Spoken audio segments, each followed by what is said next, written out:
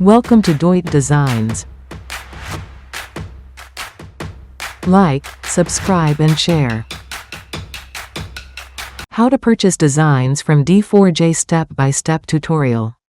Visit the D4J website and click on the Shop tab. Browse the available designs. When you find what you like, click View Product.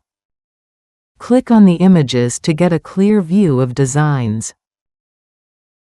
You can now choose from STL, 3DM and wax format.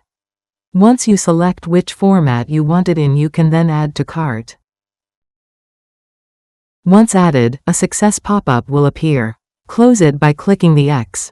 Then, click View Full Cart Details. Review your cart and click Proceed to Checkout. Enter your full name, PAN number, address, and contact number. Double-check the details. Click Place Order. You'll be redirected to the order status page.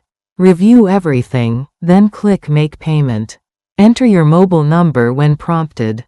Select your payment method, UPI, card, net banking, or wallet, and complete the payment. After successful payment, you'll receive a confirmation message and an invoice for your order. You're all set. Start exploring and creating with D4J.